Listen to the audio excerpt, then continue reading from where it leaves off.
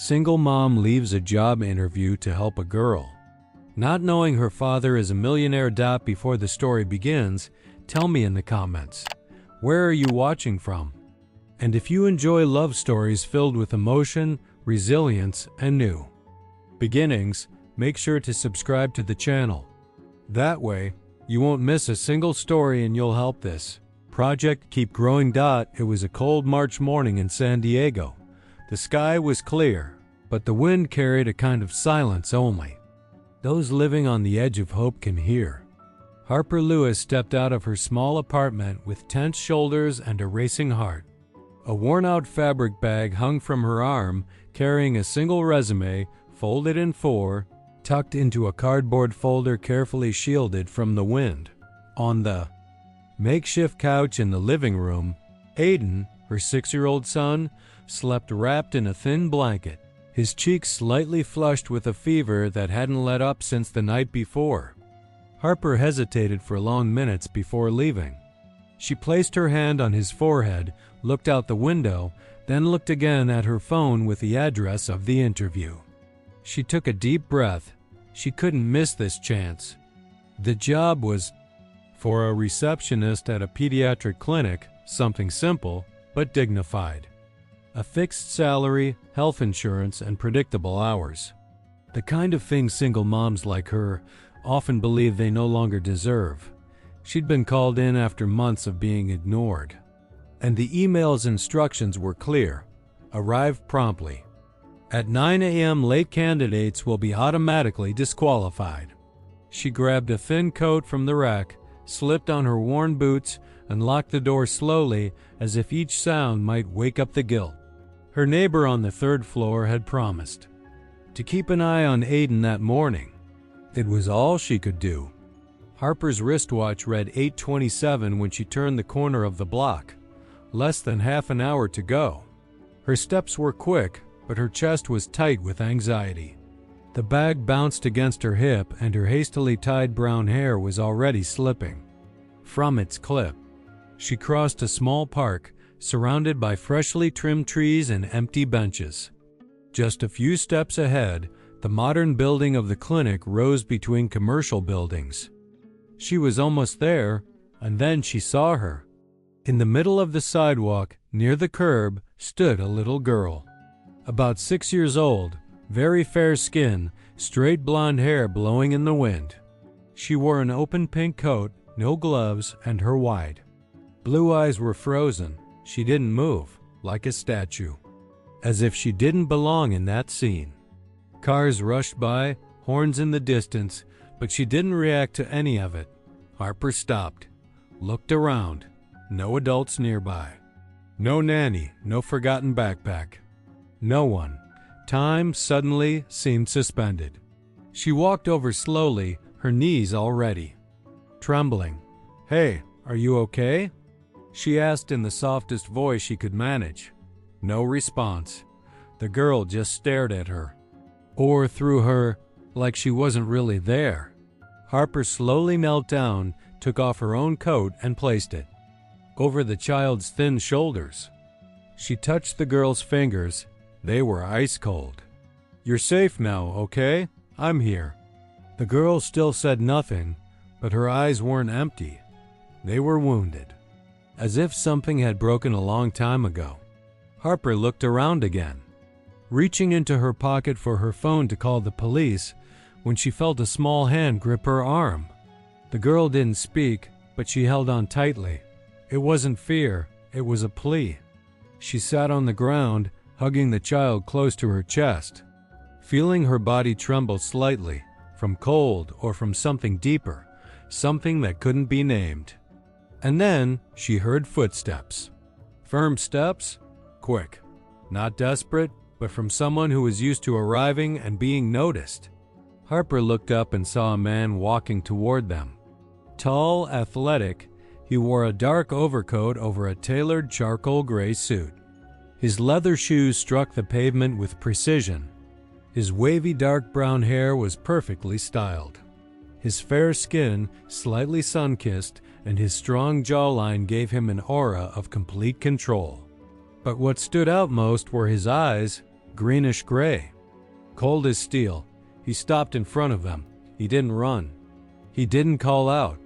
He just held out his arms, like someone retrieving what belongs to him but doesn't quite know what to do with it. Harper stood up with the girl still in her arms, instinctively hesitant. "Is she your daughter?" she asked, her voice tight with the urgency of the moment. He nodded, emotionless. "Sophie," was all he said. The girl curled into Harper. But slowly, as if obeying an old memory, she climbed down from her arms and walked toward him. She didn't run. She didn't smile. Her steps were slow, almost sad. The man picked her up efficiently, but without visible affection. Sophie clung to his coat with her eyes down. Then he finally looked at Harper. "Thank you," he said. A dry word. A thank you that felt more like protocol. Harper didn't reply. She just nodded, unsure if she felt relieved or uncomfortable. He turned, already walking away with his daughter in his arms, when he paused for a second and said without looking back, "She hasn't spoken since her mother died."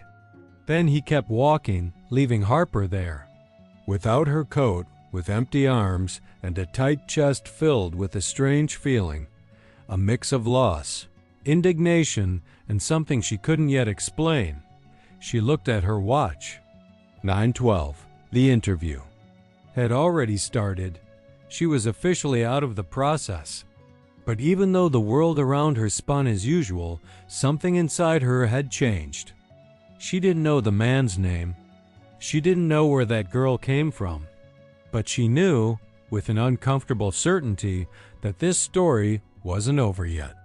And as she walked back in silence, crossing the cold square with the wind on, her face and tears still in her eyes, she whispered to herself, barely audible, "Who is he? And why does it feel like everything is just beginning?"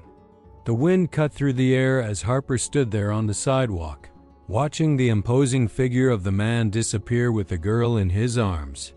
Her chest was still heaving, but now from something she couldn't explain. It wasn't anger. It wasn't pain. It was a strange restlessness, as if she had just touched a life she was never meant to cross paths with, but did. She took a deep breath, her eyes fixed on the empty space where he had vanished. Only then did she realize she was without her coat. The cold bit at her skin again, like a cruel reminder of reality. When she looked at her watch, the hands pointed to 9:13. The interview was over. And with it, maybe her only real shot at stability for her and Aiden. Harper turned slowly, her steps heavy as if the ground had turned to mud. The city around her kept spinning at the same relentless pace as always. Cars, hurried people, ringing phones, coffee orders.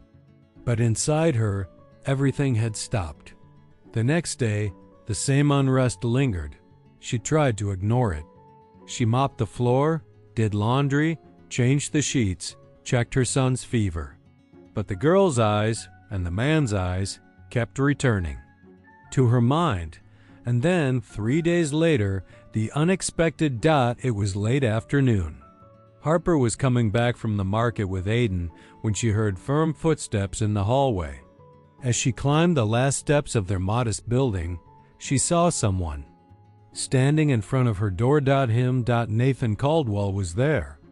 The same man who had walked away with the girl without saying who he was, now standing in front of her, wearing a perfectly tailored navy blue suit, a discreet tie, his hands in the pockets of his overcoat. For a moment, Harper thought she was imagining things. Aiden squeezed her hand, curious but silent. Nathan took a step forward. "I needed to talk to you." Harper stared at him, steady. By instinct, she moved her son behind her, as if protecting something precious. "Talk? Now that your daughter's safe and I lost my interview, you came to say thank you." The words came out bitter, unfiltered. Nathan showed no reaction. He was a man who knew how to keep his face neutral. But something in his eyes flickered. "You had my daughter, and I didn't know who you were. I did what any father would do." Harper crossed her arms. Any father would have said thank. You just took her. Like I was invisible. And then? Did you tell people I tried to take advantage of the situation? Because that's what they did with my name. Nathan's brow furrowed slightly. I didn't. Didn't know? She cut him off. Because your assistant knew. Knew enough to ruin me before the interview. The same interview I missed because I was caring for your daughter. The silence between them grew thick. The narrow hallway, with its peeling paint and the smell of cheap disinfectant, seemed to close in around them. Nathan looked down for a second, then met her eyes again. I came because ... I didn't understand. Why did you stop? Why did you stay with her? Even knowing you'd miss your interview? Harper let out a short, humorless laugh. Because she was alone. Because she was shaking. Because I have a son too, and I know how it feels to imagine him going through something like that.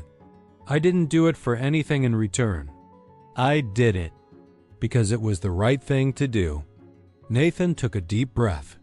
For the first time, he seemed without an answer. You could have asked for something, anything, but you didn't. If I wanted something from you, Harper said, her eyes welling up, her voice steady, I would have asked back in that park. But the truth is, dignity isn't something you ask for. Dignity is something you have. Maybe you don't know what that means. Because everything you have seems to have come easy. The words hit like a slap. And for a moment, Nathan didn't know how to react. The man who commanded boardrooms, who could silence executives with a single look, now stood before a simple woman who was telling him everything he deserved to hear. I'm not better than you, he muttered. No, but you're not untouchable either, Harper replied, opening the apartment door. Good night, Mr. Caldwell. But before going in, she paused and looked over her shoulder. She didn't need a rich father. She needed someone who would kneel down and stay. I did that, and I don't regret it. But now, don't ask me to trust someone who only knows how to show up after the fact. And she went inside, closing the door calmly. On the other side, Nathan stood still for a few seconds, unmoving. The hallway was empty, but inside him, something had begun to echo. Something he had ignored for years, the sound of his own conscience, and maybe, for the first time in a long time, he didn't know what to do next. 2 days after Nathan's unexpected visit, Harper still carried the weight of their conversation like a stone in her chest. She tried to focus on her routine, walking Aiden to school, doing cleaning gigs in office buildings in the morning, picking him up in time and squeezing in a few pages of her technical course materials at night. But nothing silenced the open wound left by that dry phrase she'd heard in the hallway. You could have asked for something. She hadn't asked. And yet, it felt like she was being judged as if she had begged. Then, on a gray Wednesday morning, the phone rang. It was an unknown number, but she answered with the cautious hope of someone who's been disappointed too many times to smile before it's safe. Ms. Lewis? This is from Harmony Clinic. Are you still interested in the receptionist position? Harper straightened in her chair. Yes, absolutely, very much. The voice on the other end was polite, almost robotic. We heard what happened. One of our staff members mentioned the situation with the lost child. We found it admirable. Our manager would like to speak with you in person. Could you come in tomorrow at 9 a.m.?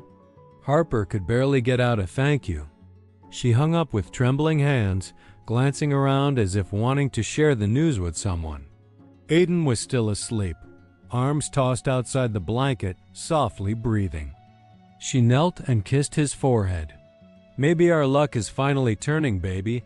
The next day, she wore her best clothes, the same white blouse she'd ironed by hand, dark blue pants she'd tailored herself with thread and needle, and her hair pulled into a simple bun. In the mirror, she added a bit of light lipstick and took a deep breath. The woman staring back still wore shadows under her eyes and exhaustion in her skin. But something new glowed in her gaze: faith. She took 2 buses to downtown San Diego. When she arrived in front of the clinic's building, with its modern mirrored glass facade and golden logo, her heart began to race. It was the same place she had walked away from without even stepping into reception. Now, she had a second chance. She walked in. The sound of the air conditioning clashed with the muggy heat outside. The halls were spotless, scented, full of well-dressed people carrying folders and tablets. Harper was greeted by a young receptionist dressed in beige and black, who gave her a brief, head-to-toe glance and a quick smile. "Ms. Lewis? You can wait over there. The director will be with you shortly." Harper nodded and sat in one of the light leather armchairs. Her eyes wandered around the space, trying to calm her nerves, until she noticed something odd. Whispers. People glancing at her, subtly. A staff member walked by and chuckled. A woman in a white lab coat exchanged a look with a colleague and whispered something. Harper clutched her bag to her chest, confused. Soon a tall woman approached. Elegant, blonde, wearing a designer teal blue suit. Her heels clicked against the floor like hammers. She introduced herself with a stiff smile. "Ms. Lewis, come with me, please." Harper followed her down a narrow corridor to a glass-walled meeting room, but there was no invitation to sit. The woman stayed standing, arms crossed, her expression no longer hiding judgment. "Let's be direct," she said, her voice polished and cruel. "You think an emotional gesture, no matter how lovely, is enough to earn a position at this clinic?" Harper frowned, confused. "Excuse me, but I was called in for an interview." The woman continued, impassive. "Yes, and we were informed by someone very close to Mr. Nathan Caldwell, someone with serious responsibilities, that you may be taking advantage of the situation to seek opportunities." Harper went cold. "What do you mean? Taking advantage?" "Creating emotional bonds with a vulnerable child. Showing up at just the right place at the right time. And then, coincidentally, appearing on the radar of a millionaire father." The words dripped like poison. "That's ridiculous," Harper said, swallowing the lump in her throat. "I didn't know who she was. I didn't know his name. I just helped, because it was the right thing to do." The woman stepped closer, her tone unchanging. "We have a reputation to uphold. We do not hire people who manipulate stories to stir emotions. This is very serious, and it's not welcome here." Harper felt her face burn. The words stabbed at her like needles. For a second, she wanted to scream. But she didn't. She simply straightened her back, swallowed her anger, and spoke with a steady voice. "If you're afraid of my dignity, it's because you know it's worth more than this position." The woman blinked, slightly thrown off by the response, but didn't step back. "You may leave, Ms. Lewis. The interview is over." Harper walked out without another word. The hallway that once felt sleek and full of promise now felt like a frozen tunnel. The eyes of the employees she passed seemed larger, colder, crueler. Outside, the sun hit her face like a glare. She crossed the street aimlessly, sat at the bus stop, took her bag off her lap, and set it beside her. Then she placed her hands over her face. She held back the tears for seconds that felt like minutes. But they came. Not in screams, not in panic. They came like a silent avalanche. The tears rolled down without asking. She cried not just for the interview, she cried for everything. For every day she had to prove she was enough. For every look that tried to shrink her. For every time being kind had cost her too much. And there, on that concrete bench, surrounded by traffic noise and the smell of exhaust, Harper did something she hadn't done in a long time. She took a deep breath, wiped her face with the sleeve of her blouse, and made herself a promise. "I'm still going to win. And I won't have to step on anyone to do it. because in that moment, in the middle of the pain, she discovered what it truly meant to be strong. The next day, Harper was still trying to process the humiliation. She'd slept poorly, her face puffy, her mind spinning between anger and disappointment. Aiden had asked why she was sad, and she simply smiled, saying that sometimes grown-ups need comfort too. Then she took him to school, gripping his small hand like it was an anchor, and it was on her way back home that she found the note. A plain envelope slipped under her door. Inside, a card printed with a discreet name, Caldwell and Byrne Capital. The message was direct. Ms. Lewis, Mr. Nathan Caldwell would like to meet with you in person. A car will be at your disposal at 11 a.m. address on the back. Harper read the message 3 times, then checked the clock. It was 10:07. She didn't think much about it. She didn't need to. She knew something was stuck inside, an open wound she refused to let fester in silence. She put on the same outfit from the interview. She didn't have many choices, and too much pride to pretend to be something she wasn't. She tied her hair in a low ponytail and put on some lipstick, just to remind herself she was still a woman, not just a survivor. At exactly 11 a.m., a black car was waiting outside the building. The driver said nothing, just opened the door. During the ride, Harper watched the streets of San Diego pass by the window as if everything had changed color. The city looked the same, but inside something was already different. The building was massive. Floor-to-ceiling mirrored glass reflected the clear, merciless sky. At the reception, everything was quiet and shiny. Carpeted elevators, abstract art, people in a rush, earbuds in their ears. Ms. Lewis? The receptionist asked with an almost robotic smile. Mr. Caldwell is expecting you on the 31st floor. The elevator rose in silence. Harper felt her heart pounding in her chest like a drum, but she kept her posture straight. She wouldn't let anyone there see what she felt. Not today. When the doors opened, she was led by an assistant, a tall, blonde woman with calculating eyes, to a glass-walled office where Nathan was standing, back turned, looking out at the city. He turned slowly as he heard her enter. He was wearing a white shirt and dark slacks. No tie, sleeves rolled up, but his eyes were the same. Cold, controlled, almost clinical. Harper crossed her arms as she stood in front of him. You called me here for what? Already broke me once. Want to see the damage up close? Nathan studied her in silence for a few seconds. I want to understand what you want from me, or from my daughter. Harper felt the blood rush to her face, but she kept her gaze locked on his. If I wanted anything from you, Mr. Caldwell, I would have asked that day in the park. Remember it? The one where your daughter was alone, shaking in the cold while you were off doing who knows what. His expression didn't change. You got close to her too quickly, earned her trust in minutes. That's not normal. Harper stepped closer, eyes burning with outrage. You know what's not normal? A child that age being silent since her mother died. That breaks anyone's heart. Anyone who still has one. I just hugged her. I just stayed.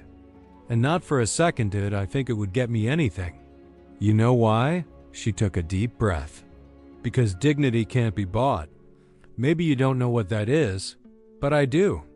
Nathan stayed silent.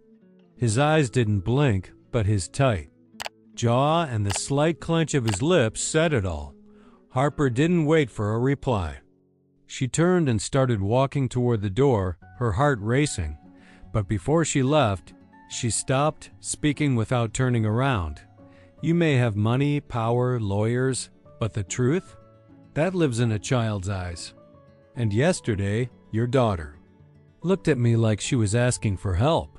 And today, you look at me like I'm a threat. That says more about you than it does about me. And then she walked out, step steady, but chest in turmoil. Inside, Nathan remained still for a long time, staring at the empty chair, and for the first time in a long time, he felt a discomfort he couldn't name. A pressure cracking through his armor of control, like an old fracture starting to ache. Again. 3 days had passed since Harper walked out of the glass office with her heart on fire. She tried to forget Nathan Caldwell's face, but the image kept coming back. What hurt the most wasn't his distrust. It was the way he ignored the truth in his own daughter's eyes. But Sophie didn't forget. That same week, the little girl stopped eating. The nanny said she would just stare at her plate without touching the utensils. She refused juice, milk, even the cookies she used to nibble on half-heartedly. She barely slept and woke up startled. And most concerning of all, she went back to complete silence. At first, Nathan thought it was just another cycle, part of the grief his daughter had been carrying in silence since his wife's death. But when he walked into her room and saw her curled up in the corner of the bed, hugging her coat, her face buried in the fabric, something hit him. It was the coat Harper had left with Sophie at the park. Way too small for him. Huge on the girl. But she clutched it like it was shelter. The next day, before he could rationalize the decision, Nathan was already standing outside Harper's building. The black car stood out on that narrow, worn-down street where the sidewalks were cracked and the walls stained with mold. The driver hesitated, but Nathan simply motioned with his hand and stepped out. He rang the doorbell and waited. When the door opened, Harper appeared holding Aiden in her arms, feverish, his pale little face resting on her shoulder. Her eyes widened. When she saw him, "What are you doing here?" she asked, her voice low but firm. Nathan glanced around the narrow hallway, the peeling walls, the worn floor. "Needed to talk to you. It's urgent." She stepped outside, not letting him in. Aiden let out a soft whimper, bothered by the light. "My son has the flu. Be quick." Nathan cleared his throat, more uncomfortable than ever. "My daughter stopped eating. She shut down again. But there's one thing that makes a difference. She holds your coat, sleeps with it. And I know it's strange for me to come here after everything, but..." Harper raised an eyebrow, crossing her arms while still holding her son. "But..." Nathan took a deep breath. For the first time, his voice sounded less cold. "I want you to take care of Sophie for a while. Temporarily, you make a difference." The silence between them stretched. The hallway seemed smaller. The whole world shrank in that moment. Harper looked down at the boy in her arms, then back at Nathan. She knew she needed the money, but she also knew the risk, stepping back into that world of judgment and condescending stares. "I'm not a nanny," she said calmly. "I know. And I'm not for sale. I know that too." She narrowed her eyes, evaluating him, then said slowly and firmly, "If I agree, it's going to be on my terms. I'll take care of your daughter, but you don't order me around. You don't control me. I don't follow your rules." Nathan looked at her for a long moment, as if searching for any crack in her resolve. And then, unexpectedly, he smiled. It was a brief smile, almost unnoticeable, but real. Understood. Harper didn't respond. She just nodded, went inside, laid in bed, and returned to the door. "I can start tomorrow, after 6. I have things to take care of, including my son." Nathan just nodded, surprised by her clarity. On the way back to the car, he said nothing, but one thought echoed inside him. She was different, and he knew. He was about to lose himself in her. Time passed quietly. There were no promises, no grand gestures, just routine. The gray days of San Diego gave way to mild afternoons, and inside Nathan Caldwell's house, something subtle began to change. Sophie was now smiling. It wasn't a wide or frequent smile, but a sincere one. Sometimes it appeared when Harper played soft music while preparing dinner, or when she read stories to Sophie while sitting on the living room rug with Aiden beside her, both paying close attention.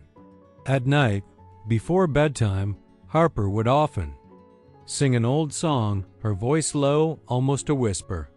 Sophie listened with half-closed eyes, her fingers entwined with Harper's.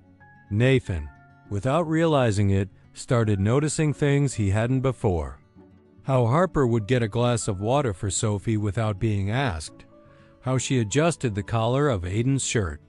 How she entered a room without needing applause but somehow made everything feel lighter when she passed through. He watched her from the doorway during the small breaks between video calls and reports, sometimes without noticing, other times for longer than he should have. On a Friday night, the house was quiet. The kids had gone to bed early. After tidying the kitchen, Harper went upstairs to say she was leaving. But as she passed through the main room, she saw the fireplace light on and the soft sound of a piano playing from some corner of the automatic playlist. Nathan was lying on the couch, his tie loosened, shirt partially unbuttoned, eyes closed. Nearby, an empty glass and a crumpled document. He was asleep with his shoes still on, as if he had collapsed there, weighed down by something no one could see. Harper hesitated. She thought about leaving quietly, but something stopped her. Carefully, she grabbed a folded blanket from the back of the armchair and moved closer. She covered him slowly, trying not to wake him. When she turned to leave, she felt his hand grab her wrist. "You look at me differently." The voice was hoarse, confused, still drunk with sleep. She stopped, slowly turned her face.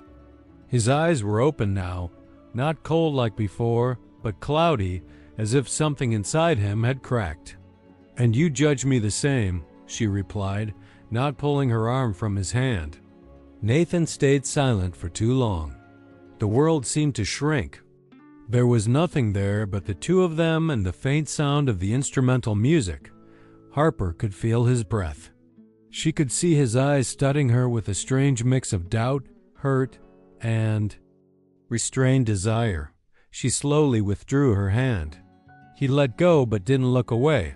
"Why don't you leave?" he asked, his voice now softer, almost a whisper. She took a deep breath. "Because your daughter still needs me, and maybe you do too."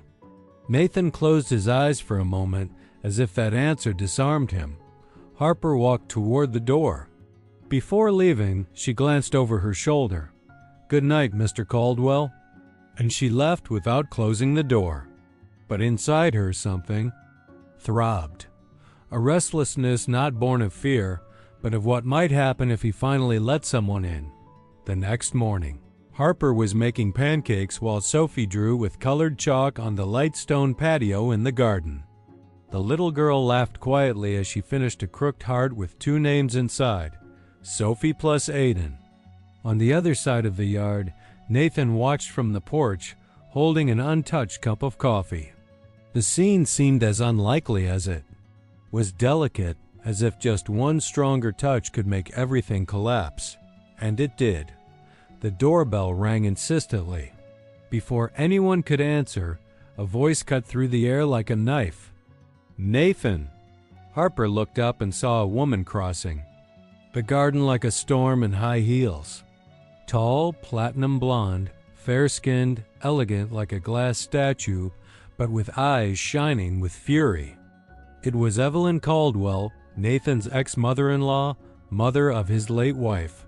"What's going on here?" she demanded, not waiting for an answer. Her eyes landed on Harper, who was still holding a spatula and wearing a flour-stained apron. "Is this woman, this maid you put near my granddaughter?" Nathan quickly came down the porch steps, trying to defuse the situation. "Evelyn, please. Don't ask me to stay calm," she shouted, pointing a thin-gloved finger at Harper. "She is not from our class, and she shouldn't be here." Harper took a deep breath, trying to keep her composure despite her pounding heart. Sophie, far away, had stopped drawing. Her little eyes silently watched the scene. "I'm not here because of class," Harper answered firmly, taking off her apron. "I'm here because your granddaughter needed someone to treat her with love, not status." Evelyn let out a sarcastic laugh. "Love? You think you can fill that space? You're just a footnote in this child's life." Nathan stepped in, trying to calm his ex-mother-in-law's rage. "Enough, Evelyn. You've crossed the line." But the trouble had already spilled beyond the house walls. Some employee, some neighbor, someone leaked the story. That same day, pictures of Harper with Sophie in the garden, Harper smiling, hands covered in chalk, appeared on local blogs and quickly spread to gossip sites. Nathan Caldwell's new nanny? Or the widowed millionaire's latest emotional scandal? Read one headline. Hours later, reporters were at the door, cameras aimed, questions shouted through the gate. Pressure settled like a heavy cloud over the house. Nathan locked himself in his office. Silence lasted for hours. When he finally came out, his face was tense and his voice neutral. He found Harper sitting on the living room couch, reading to Sophie and Aiden. Seeing him standing there, she slowly closed the book. She knew what was coming. "You better go." The words came like a blade. Cold, calculated, impersonal. Harper stood up calmly. Her eyes were teary, but her posture was straight. "I can't put my daughter in the middle of this," Nathan added without really looking at her. Harper pressed her lips to hold back the pain. Then she raised her eyes and stared at him with restrained anger. "You don't want to protect your daughter. You want to protect your cowardice." The words cut like a knife. For a second, Nathan seemed to recoil but kept his unchanged expression. Sophie, silently watching from the corner of the room, hugged her little notebook to her chest. And then, in a moment when the world seemed to freeze, she shouted, "No!" The word exploded like thunder, cutting through the air with the force of 2 years of silence. Everyone froze. Nathan turned his face toward his daughter. Harper covered her mouth with her hand, shocked. Sophie's eyes were full of tears, but she was standing, trembling, her face flushed red. "No," she repeated, crying. "Don't send her away." That small voice tore through certainty. It broke down masks. And, before anyone expected it, it opened a deep crack in Nathan Caldwell's control. Sophie didn't say another word after that shout. In the days following Harper's departure, silence returned to Nathan's house like a thick fog. The girl refused to eat, cried at night, and clung to the old coat Harper had accidentally left on the living room chair. The nannies couldn't get close. The doctor said it was an emotional relapse. But Nathan knew it was absence. He tried calling 2, 3, 7 times. No answer. He tried sending messages. Tried talking to Harper's neighbor. But all he found out was that she didn't live there anymore. It was on a cold Saturday morning, while watching Sophie sleep curled up on the couch, that Nathan made a decision. He took the car without telling anyone, drove through neighborhoods he didn't know well, and finally found the address, a shelter run by a local NGO, set up in an old school building hurriedly converted to house homeless families. There was a line at the door. Barefoot children running, mothers with tired eyes, men in silence. The smell of soup and despair mixed in the air. Nathan went inside and walked to the cafeteria. It was crowded. Eyes turned to him immediately. The fine wool suit and expensive shoes clashed with the place like an open wound. And then he saw her, sitting alone at one of the back tables. Harper wore a loose blouse, her hair tied in a messy bun. Next to her, Aiden was slowly eating a plate of rice with carrots. She looked up and saw him, but didn't get up, didn't smile, just stared at him like someone watching an old shadow that came back uninvited. Nathan felt his stomach drop. He walked toward her slowly. His hands trembled, but he didn't try to hide it. Stopped at the table, unsure if he should sit or kneel. "You were right," he said, voice shaking. "I'm a coward." Harper said nothing, just looked away at her son. "But for you," he continued, "for everything you are, I'm willing to change." She took a deep breath. Her eyes were watery, but no tears fell. Not yet.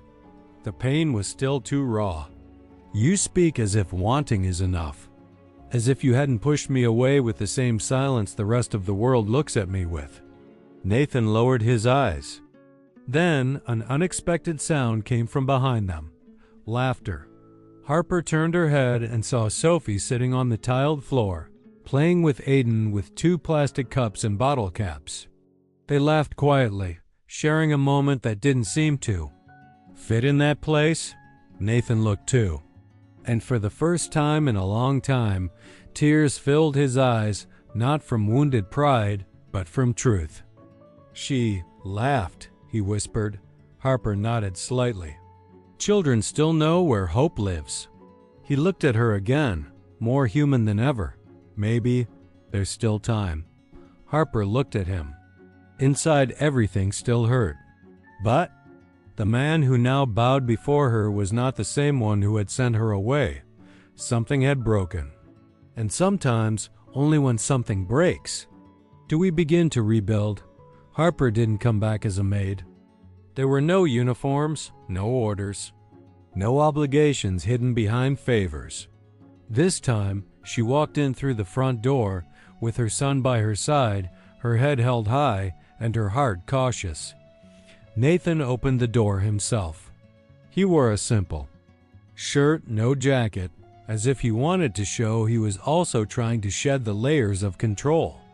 Sophie ran to Harper, hugging her tightly, then pulled Aiden's hand with quiet joy. The two went upstairs, their laughter echoing through the house as they disappeared. The hallway fell silent again. Nathan stared at Harper for a few seconds, as if still asking permission for this new chapter. She just nodded softly, her gaze steady. It was the beginning of something neither of them knew how to name. The first days were full of empty spaces and unspoken words.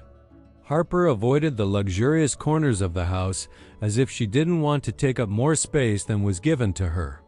Nathan, on the other hand, kept a respectful distance but was always nearby, showing up with a cup of tea at the right time, quietly paying bills Harper tried to hide, and making excuses just to hear the kids laughing and playing in the yard. It was a delicate coexistence, the kind where time didn't rush, it healed. At night, after the children were asleep, Harper liked to sit in the kitchen. The ticking of the clock on the wall was almost therapeutic. Sometimes she read. Sometimes she just watched the city through the window, her eyes lost in the reflection of the lights. More than once, Nathan showed up there silently, offering something to drink, as if that was the only place he could take off the invisible suit the world demanded he wear. She noticed he spoke little but listened more. And Nathan, over time, discovered she didn't need to be impressed, just treated with truth. One night, Harper was making tea when she heard footsteps from the living room. She found Nathan there, sitting on the couch, elbows resting on his knees, head bowed. He looked tired, but not physically, like the exhaustion was older, built up over years of silence and guilt. "Are you okay?" she asked, setting the mug on the coffee table. He slowly lifted his eyes, and what was in them wasn't coldness. It was vulnerability. "I don't know how to do this," he confessed. This being with someone thing, not controlling everything. Harper stepped closer but didn't sit yet. She stood in front of him, hands clasped. "You think I know?" She replied with a faint, sad smile. "I was broken too, built walls too. And when you sent me away, it didn't just hurt me. It hurt because, for the first time, I'd let someone in." Nathan raised his hand slowly. His fingers touched hers with a hesitation that hurt more than any urgency. Harper didn't pull away. She sat beside him, and for long seconds, they just looked at each other. "I don't know how to love like you," he said, voice almost hoarse. "But if you teach me, I promise I'll try." She took a deep breath. Her eyes welled up. "Then start by hearing this. I was scared too, but I'm here." Nathan swallowed hard. His hand now held hers more firmly, as if afraid the moment would slip away. Then, without hurry, he leaned in. The kiss didn't come with force. It wasn't an explosion. It was a whisper, a touch of healing. When their lips met, there was no rush, just surrender. It was the kind of kiss that doesn't erase the past, but signals the future could be different. When they pulled apart, Harper said nothing. She just rested her head on his shoulder. Nathan closed his eyes and for the first time in years, felt like he was exactly where he was supposed to be. Upstairs, 2 children slept peacefully. The house finally had become a home. Months passed since the day Harper came back, not as an employee, but as someone who had finally claimed her place without asking, with dignity, love, and presence. The routine settled in, but it never lost its beauty. It was a new life, made of small gestures and fresh beginnings. Harper had returned to her studies. Quietly, in the breaks between house chores and taking care of the kids, she dived into workbooks, videos, and practice tests. At night, after Aiden and Sophie were asleep, she'd sit at the table, elbows resting, her face a little tired but full of purpose.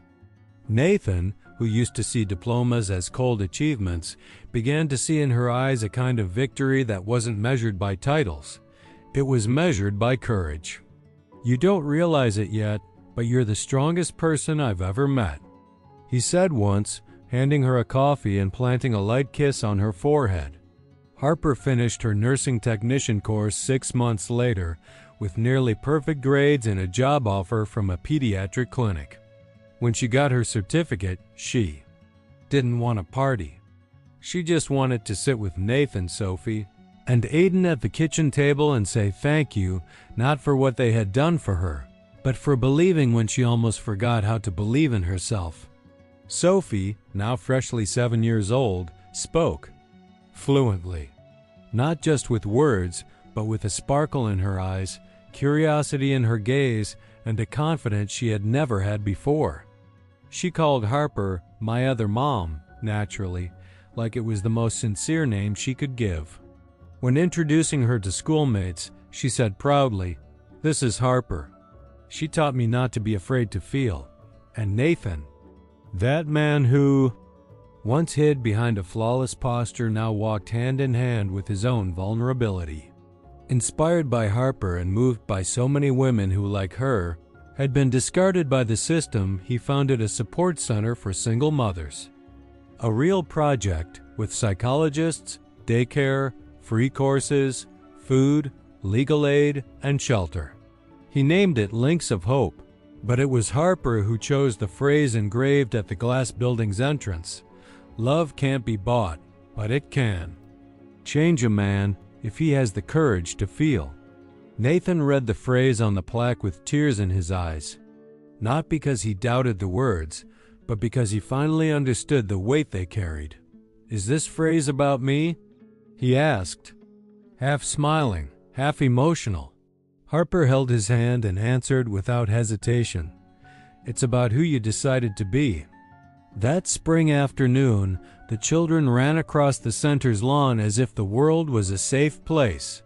Harper, wearing a new lab coat and badge in her pocket, attended to a young mother in a cozy room filled with toys and books in the corner.